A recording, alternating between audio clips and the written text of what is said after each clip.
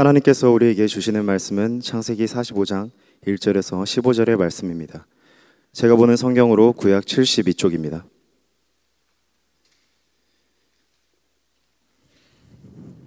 이제 창세기 45장 1절에서 15절의 말씀을 봉독하겠습니다. 다 함께 일어나셔서 하나님의 말씀을 경청하시기 바랍니다.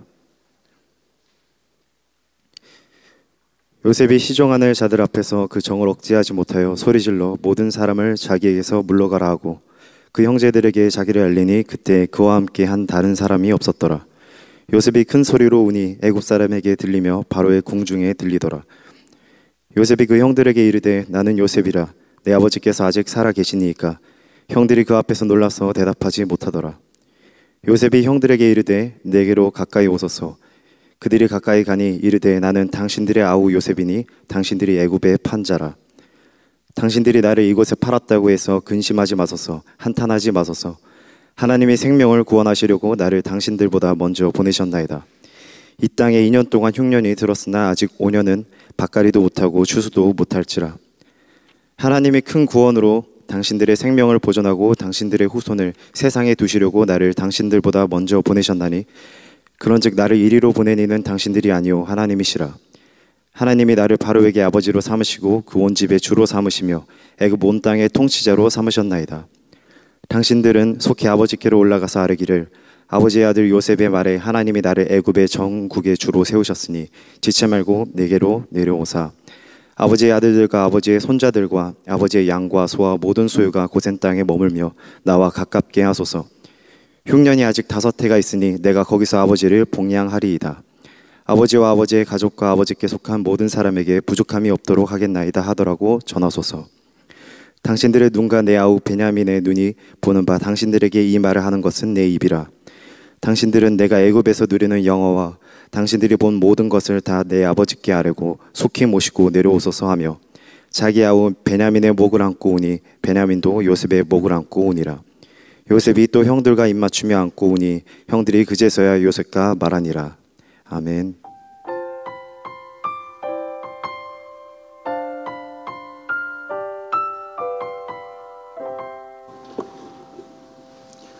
우리 옆에 분들과 인사하도록 하겠습니다. 밥 사주세요.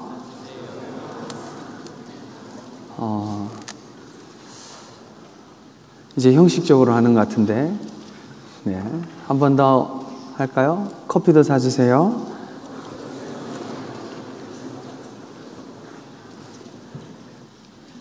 네, 서로 교제하고 만나서 주중에도 함께 하시기 바랍니다. 이제 5월이 거의 다 지나가고 있습니다. 5월은 빠르죠? 네, 5월은 우리가 체육대회 한 게 엊그제 같은데 벌써 5월이 다 지나고 이제 MT만 남겨놓고 있습니다. MT가 지나가면 이제 6월로 들어섭니다. 본격적인 더위가 시작될 텐데 우리 청년들 더위가 오기 전에 우리 신앙이 더 하나님 앞에서 뜨거워지고 갈급해지기를 바랍니다. 우리의 삶을 살다 보면 왜 이런 일이 나에게 일어날까? 이런 일은 왜 일어난 걸까? 하는 질문을 할 때가 있습니다. 우리의 삶을 열심히 삶에도 불구하고 지친 하루가 변화되지 않는 하루처럼 보일 때, 아니면 누군가의 관계가 끊어지고 폭풍 같은 관계 속에 들어갈 때, 마음이 어렵고 쉽지 않은 상황에 닥쳐올 때 우리는 그렇게 질문할 수 있습니다. 나는 분명히 열심히 했는데도 불구하고 이건 너무 불공평한 건 아닌가? 하나님이 나를 보고 계시긴 하는 건가?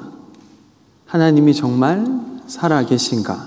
이런 질문들이 할 때가 있습니다. 이런 질문들은 제가 한 주 동안 세례 교육을 하면서도 이야기를 했는데 모태신앙들은 잘 하지는 않습니다.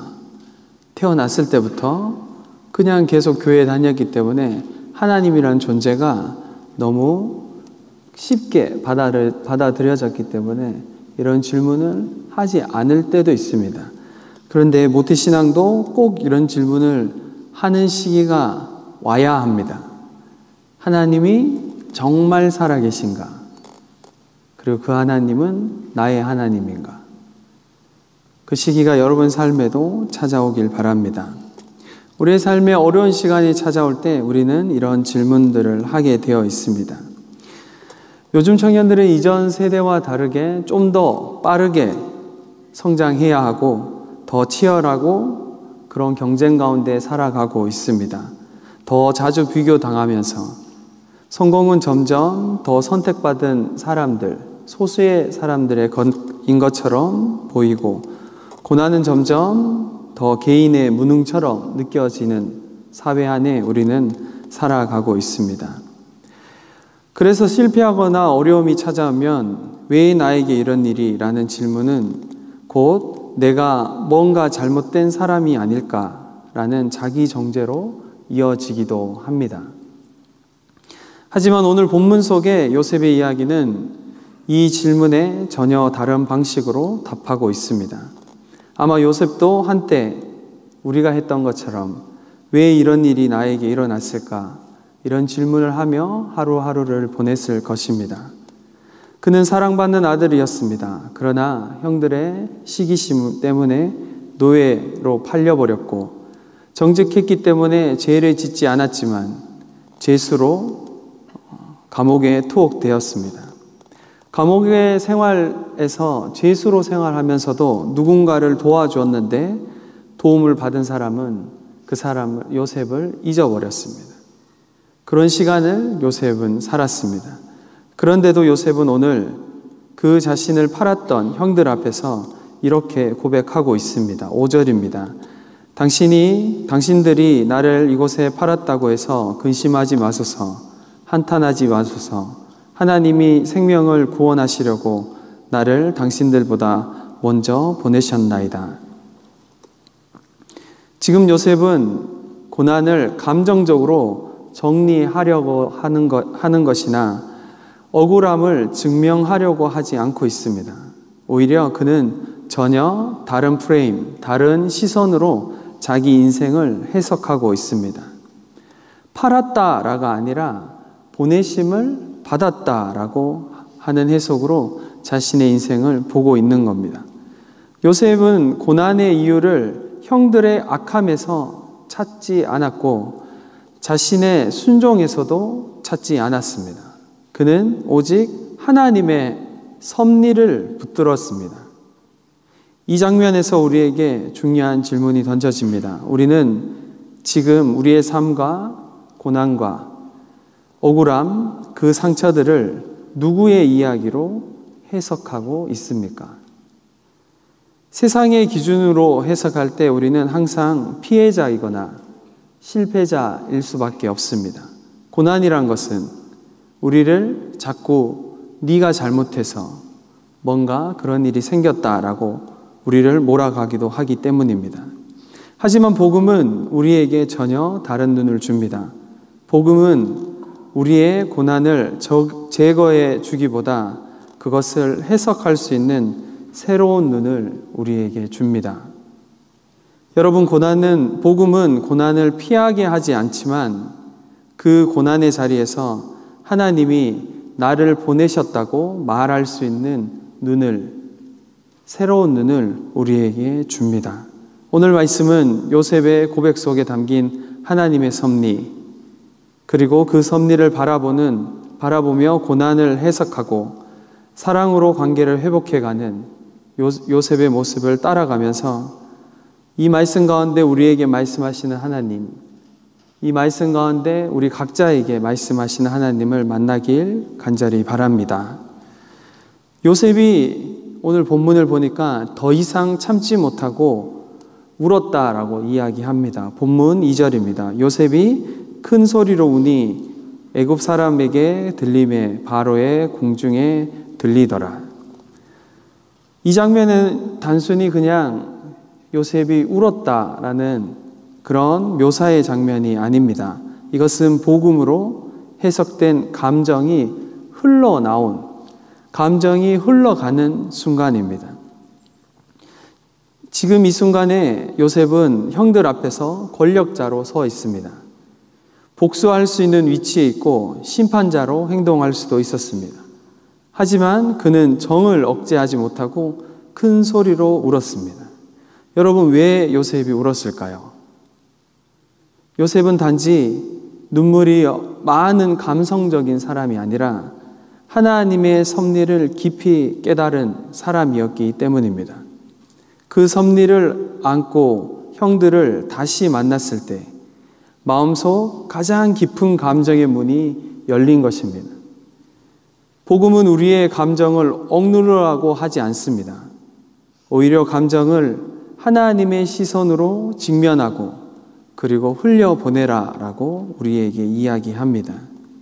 진짜 해석은, 진짜 우리의 인생에 대한 해석은 감정을 눌러서 없애는 것이 아니라 그 감정의 근원을 하나님 안에서 바라보는 것입니다. 요셉은 복음으로 자신의 고난을 해석한 사람이었지만 그렇다고 그의 상처가 없어진 것은 아닙니다. 그는 여전히 울고 있었고 슬퍼하고 있었습니다. 그러나 그 눈물은 절망이 아니라 회복의 출발점이 됩니다. 청년의 삶에도, 우리의 삶에도 이런 눈물의 자리가 필요합니다. 우리는 너무 자주 감정을 숨깁니다. 괜찮다라는 말로 아픔을 덮고 눈물은 약함의 표시처럼 느껴져서 삼키고 맙니다. 특히 형제들은 어렸을 때부터 한국 사회에서 우는 것은 약한 것이다라는 인식이 있습니다. 하지만 요셉은 울었습니다. 성경은 그의 통곡을 숨기지 않습니다. 말씀은 감정마저 회복시킵니다. 고난의 감정, 상처의 감정, 외로움과 억울함의 감정이 하나님 앞에서 회복될 때 그 감정은 용서와 사랑의 통로가 됩니다. 여러분, 아직도 감정이 부끄러워 억누르고 있지는 않습니까? 마지막으로 마음껏 울어본 적이 언제였는지 떠올려 보시기 바랍니다. 그 눈물이 약함의 증거가 아니라 하나님 앞에서 회복의 시작일 수 있음을 우리는 오늘 요셉을 통해 배웁니다. 그리고 지금 감췄던 감정의 문을 조금 열어보라고 하나님은 우리 모두에게 말씀하고 계십니다. 여러분, 감정을 너무 묵지 마십시오. 슬픔이라는 감정이 올라오면 우셔야 합니다. 기쁨이란 감정이 올라오면 즐거워하셔야 됩니다. 표현하셔야 됩니다. 우리 천안중앙교회 청년부를 볼 때마다 저는 조금 더 청년들이 자신의 감정에 솔직하길 바랍니다. 예배를 드릴 때나 나눔을 할 때나 너무 감정적으로 행동하는 건 좋지 않을 수 있지만 그렇다고 너무 감정을 묶어놓고 숨기는 것은 더 좋지 않습니다. 여러분, 예배를 드릴 때 하나님을 향해 하나님이 주시는 기쁨이 있다면 마음껏 하나님을 기뻐하십시오. 하나님이 내 마음을 터치하시고 내 상처를 회복하시고 눈물이 흐르면 참지 마십시오. 아무도 여러분을 뭐라고 하지 않습니다. 그러니 감정을 너무 묵지 마십시오. 감정을 하나님의 말씀 안에서, 은혜 안에서 풀어낼 줄 알아야 합니다. 요셉이 형들을 다시 만나 울음을 터뜨리는 장면에서 우리는 참된 회복의 시작을 발견합니다. 그런데 이 진리는 오직 성경 안에만 존재하지는 않습니다. 오늘을 사는 사람들 가운데서도 동일한 이 복음의 능력을 발견하곤 합니다. 조이스 마이어라는 사람이 있습니다. 조이스 마이어는 전 세계의 수많은 사람들에게 복음을 전하는 설교자이자 작가였습니다. 하지만 그녀의 삶도 어린 시절엔 큰 상처로, 깊은 상처로 시작되었습니다. 조이스는 아버지에게 10여 년 동안 지속적으로 성적 학대를 당했다고 고백하였습니다. 그 상처는 그녀의 삶 전체를 뒤흔들었고 오랜 시간 마음의 무너짐과 분노 그리고 시수침 속에서 방황하며 그렇게 삶을 살았습니다. 하지만 그녀는 예수 그리스도를 만났고 예수 그리스도의 십자가가 그녀의 과거를 지우지는 않았지만 그 과거를 해석하게 했습니다. 그녀는 이렇게 말합니다. 내 인생에서 가장 끔찍했던 일도 하나님께서 선하게 사용할 수 있다는 사실을 믿게 되었을 때 나는 진정 자유로워졌습니다. 여러분, 조이스는 결국 아버지를 용서하고 말년에는 아버지를 돌보며 복음을 전했습니다. 조이스의 아버지는 죽기 직전에 복음을 받아들였고 예수님을 영접하고 이 세상을 떠났습니다. 그녀는 복수의 길이 아닌 복음의 길을 선택했습니다. 그 길에서 흘린 눈물은 단지 아픔의 눈물이 아니라 회복의 눈물이었고 하나님이 주신 사명의 눈물이었습니다. 우리가 겪는 고통은 때로 해석할 수 없을 만큼 무겁지만 오늘 말씀은 우리가 만난 복음은 그 무게조차도 감당할 수 있게 우리를 빚어갑니다. 여러분, 이 눈물을 복음으로 해석할 수 있다면, 그 아픔을 우리가 말씀으로 해석할 수 있다면 그 자리는 새로운 시작을 하는 자리가 되는 것입니다. 요셉은 형들 앞에서 자신의 정체를 밝힙니다. 형들은 놀라고 너무 두려워합니다. 이것은 당연한 반응입니다. 자신들이 저지른 죄가 드러났기 때문입니다. 하지만 요셉은 형들을 정죄하지 않습니다. 그는 놀라운 말을 합니다. 5절입니다. 당신들이 나를 이곳에 팔았다고 해서 근심하지 마소서, 한탄하지 마소서. 하나님이 생명을 구원하시려고 나를 당신들보다 먼저 보내셨나이다. 5절은 오늘 설교의 중심이 되는 말씀입니다. 이 고백은 단지 용서를 말하고 있는 차원을 넘어섭니다. 고난을 재해석하는 것입니다. 요셉은 형들의 모든 죄를 모른 척하지 않았습니다. 그러나 그것에 묶여 있지도, 그것에 머물러 있지도 않았습니다. 그는 자신이 겪은 모든 고난, 형들에게 미움을 받고 노예로 팔리고 거기에서 다시 누명을 쓰고 죄수로 이제 끝날 것 같은 감옥 생활에서 끝없는 기다림 속에서 그 모든 시간을 하나님의 손 안에서 해석하고 있습니다. 여러분, 복음은 그렇습니다. 우리가 아는 복음, 예수 그리스도를 믿는다라는 것은 그런 것입니다. 은혜는 우리에게 새로운 시야를 열어주고 우리를 해석하게 만듭니다. 그냥 지나간 일로 묻지 않고 그 상처를 통해 보냄받은 사람으로 살아가게 합니다. 요셉은 형들을 향해 말합니다. 하나님이 생명을 구원하시려고 나를 당신들보다 먼저 보내셨습니다. 그는 자신의 인생의 주어를 바꾸었습니다.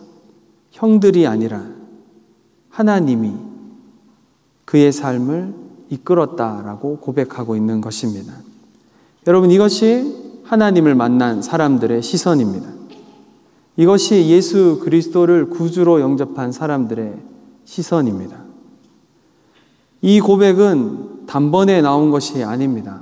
우리가 계속 살펴보고 있듯이 요셉이 감옥에서 꿈을 해석했던 날들도, 외면당했던 그 날들, 하나님만 바라보던 그 고독한 시간들, 그 고독한 시간 속에서 이 고백이 만들어졌고 하나님이 요셉을 그렇게 빚어 가신 것입니다. 오늘 설교를 시작하며 했던 질문, 왜 이런 일이 나에게 일어났나? 이 질문은 너무나 인간적이지만 복음은 다른 질문을 우리에게 던집니다. 하나님은 이 일을 통해 무엇을 말씀하고 계시는가? 여러분, 하나님이입니다. 우리에게 있어서 주어는 하나님입니다. 이 일이 아닙니다. 누군가가 아닙니다. 그리고 나도 아닙니다. 하나님이입니다. 우리가 겪는 고난의 자리는 끝이 아니라 하나님이 나를 보내신 자리입니다. 지금 내가 만나는 사람들, 지금 내가 서 있는 그 자리에서 하나님은 여전히 일하고 계십니다. 여전히 우리와 동행하고 계십니다. 여러분, 우리는 조금 더 요셉을 살펴볼 필요가 있습니다. 요셉이 하나님의 시선으로 자신의 인생을 해석하는 것을 넘어 구체적인 사랑의 자리까지 나아가는 것을 우리가 함께 쫓아갈 필요가 있습니다. 용서는 결코 추상적인 개념에 머물러 있지 않습니다. 요셉의 삶은 그것을 증명했습니다. 그는 형제들을 용서했을 뿐만 아니라 그 용서를 삶의 방식으로 구현하고 있습니다. 진정한 용서는 관계를 회복시키는 사랑의 실천으로 이어지고 있는 것입니다.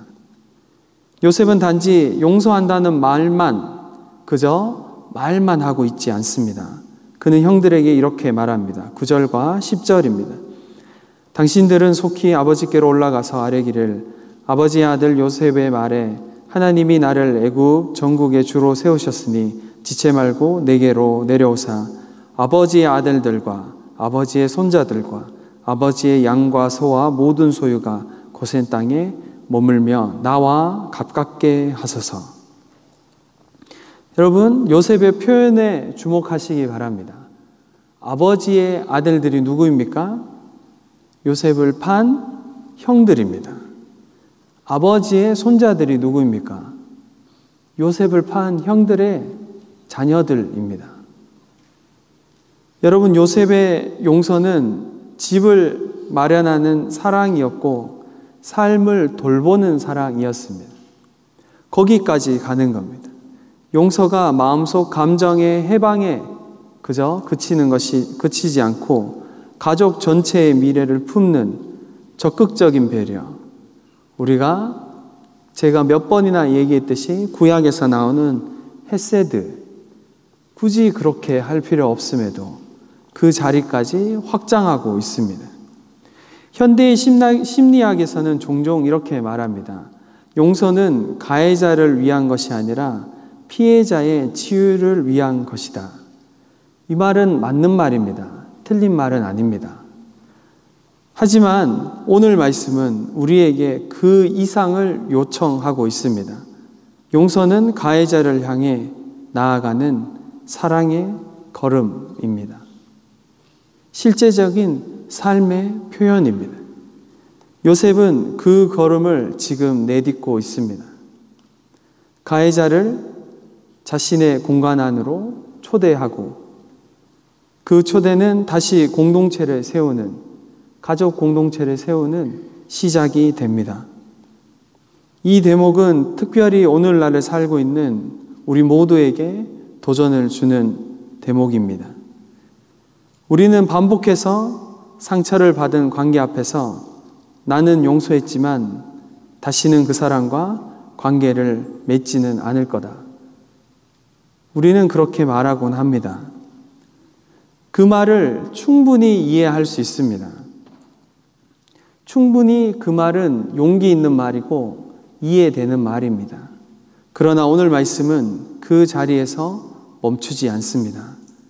오늘 말씀은 용서가 한 사람의 회복만이 아니라 공동체 전체를 세우는 출발점이 되어야 함을 보여줍니다. 요셉의 용서는 그렇게 가족을, 공동체를 다시 세우고 회복시킵니다. 그는 지금 권력자 요셉이 아니라 사랑을 실천하는 사람의 자리에 서 있습니다. 복수의 기회를 쥔 손으로 사랑의 식탁을 준비하는 사람으로 그 자리에 서 있는 것입니다.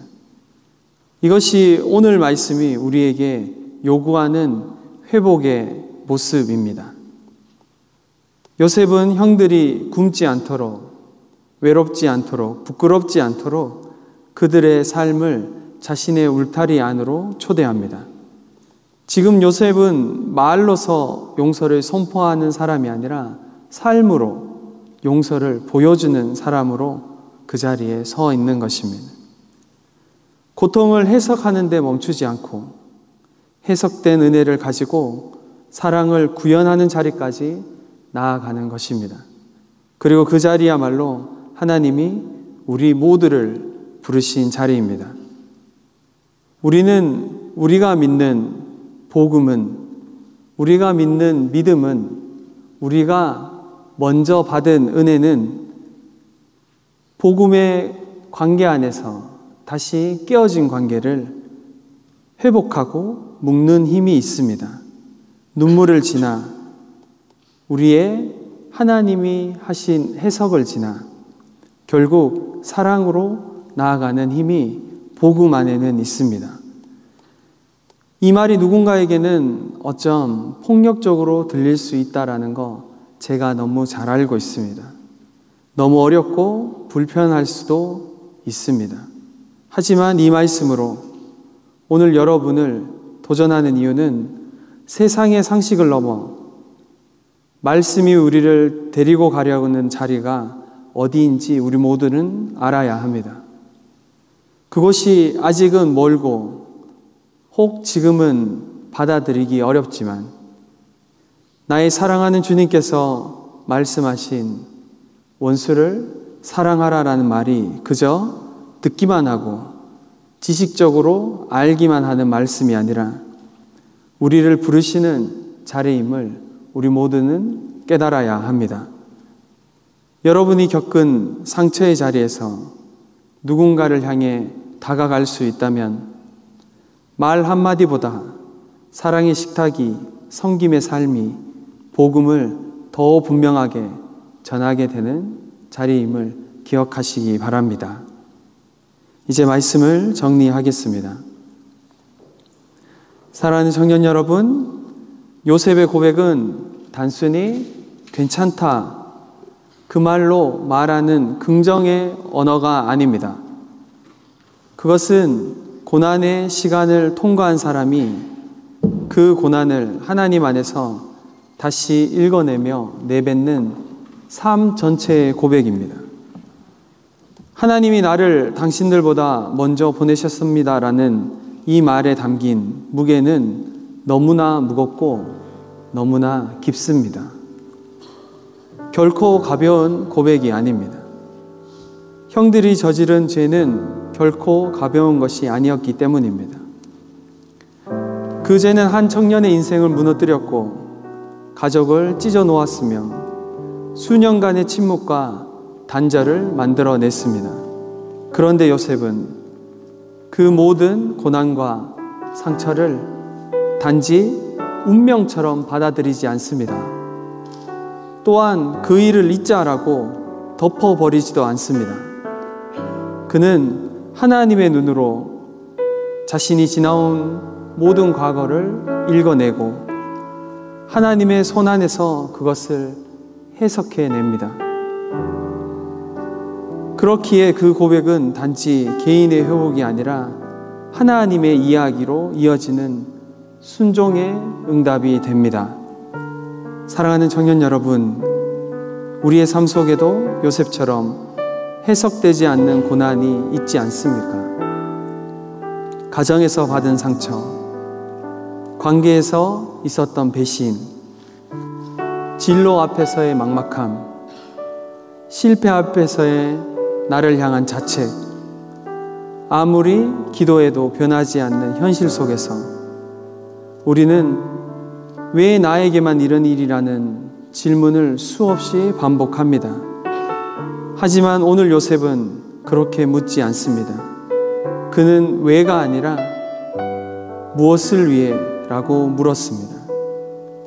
이 질문의 전환이 우리의 삶의 전환이 우리의 신앙의 전환점이 됨을 기억하시기 바랍니다.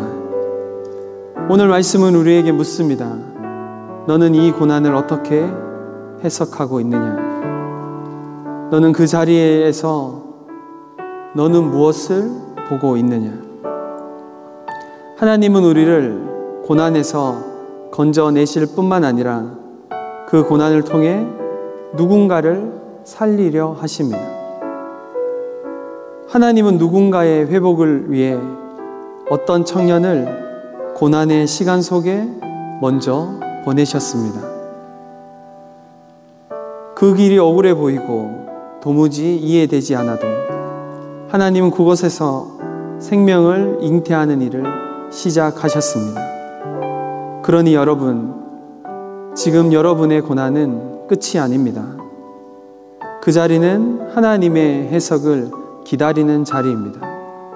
그리고 어쩌면 여러분은 누군가보다 먼저 보내진 요셉과 같은 사람일 수 있습니다. 지금 내 삶에 명확한 해석이 없다 해도 그렇기에 하나님을 더욱 신뢰해야 하는 시간입니다.